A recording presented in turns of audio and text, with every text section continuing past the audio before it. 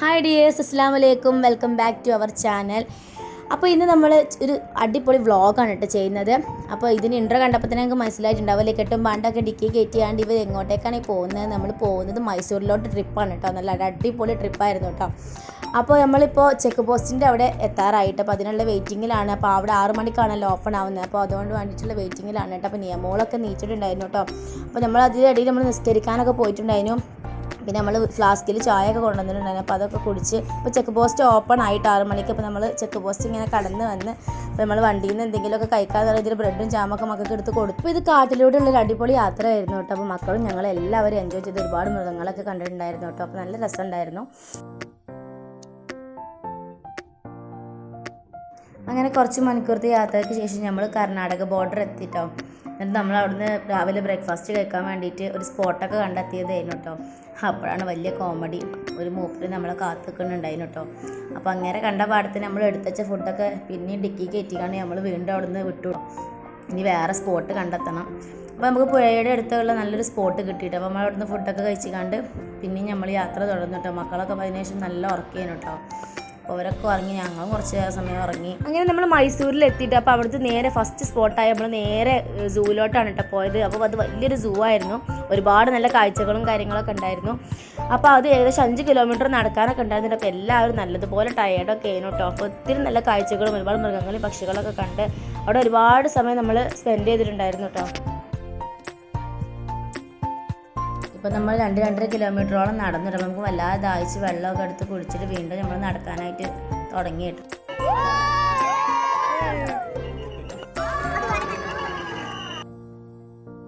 അങ്ങനെ ബാക്കി കുറച്ച് മൃഗങ്ങളെയും കൂടി കാണാനുണ്ടായിരുന്നു. അപ്പോൾ അതൊക്കെ കണ്ടിട്ട് നമ്മൾ സൂവിൽ നിന്ന് ഇറങ്ങി കേട്ടോ. ഇനി നമ്മൾ റൂം നോക്കാൻ വേണ്ടിയിട്ട് പോവുകയാണ്.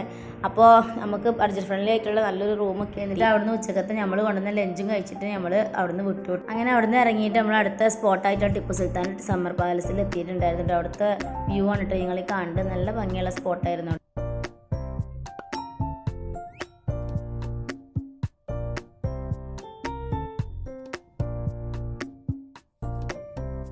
ആ പാലസിൻ്റെ ഉള്ളിലാണെങ്കിൽ ട്രിപ്പ് ഉപയോഗിച്ചിരുന്ന അന്നത്തെ കാലത്ത് ഒരുപാട് പ്രോപ്പർട്ടീസും കാര്യങ്ങളൊക്കെ ഉണ്ടായിരുന്നു കേട്ടോ.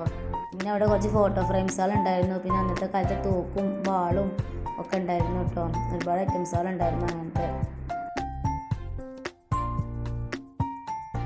അങ്ങനെ അവിടുത്തെ കാഴ്ചകളൊക്കെ കണ്ടിട്ടോ കുറച്ച് ഫോട്ടോസും കാര്യങ്ങളൊക്കെ എടുത്തിട്ട് നമ്മൾ അവിടെ നിന്ന് ഇങ്ങോട്ട് ഇറങ്ങിട്ടോ. അവിടെ നിന്ന് ഇറങ്ങിയപ്പോൾ ഒരാളെ മുന്നിൽ ഇങ്ങനെ കണ്ടിട്ടുണ്ടായിരുന്നു നമ്മൾ വരുന്ന വഴിക്ക്. അപ്പോൾ അതിനെ കുറച്ച് തള്ളിയും തലാണ്ടൊക്കെ നമ്മൾ ഹോഴ്സ് റൈഡിങ്ങൊക്കെ കണ്ടിട്ട് നമ്മളങ്ങനെ വണ്ടി വിട്ടു കേട്ടോ. അപ്പോൾ ഇത് അടുത്ത സ്പോട്ടാണ് കേട്ടോ. വരുന്ന വഴിയൊന്നും എടുക്കാൻ പറ്റിയിട്ടില്ലായിരുന്നു. അപ്പോൾ നിയമോളും ജിലുമോളും കൈയൊക്കെ പുറത്ത് പിടിച്ച് അങ്ങനെ പോവുകയാണ്.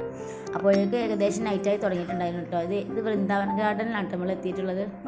അപ്പോൾ അതിനുള്ളിൽ കുറച്ച് കടകളൊക്കെ ഉണ്ടായിരുന്നു കേട്ടോ. അപ്പോൾ അവിടുന്ന് കുറച്ച് പർച്ചേസൊക്കെ ചെയ്തു കേട്ടോ നമ്മൾ.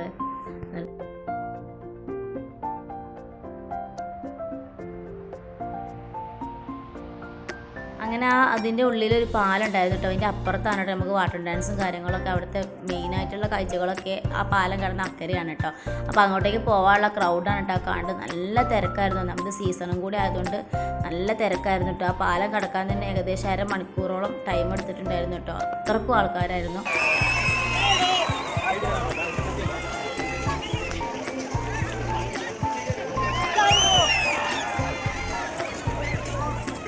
ആ ഗാർഡൻ്റെ മെയിനായിട്ടുള്ള ലൈറ്റ് ആയിരുന്നു കേട്ടോ ഈ വാട്ടർ ഡാൻസ് എന്ന് പറഞ്ഞാൽ. അതൊക്കെ കണ്ടു കഴിഞ്ഞിട്ട് ഒരുപാട് നൈറ്റ് ആയില്ല. അപ്പോൾ പിന്നെ നമ്മൾ കുറച്ച് ഐസ്ക്രീമൊക്കെ കഴിച്ചിട്ട് നമ്മളങ്ങനെ വണ്ടിൻ്റെ അടുത്തേക്ക് പോയിട്ടോ.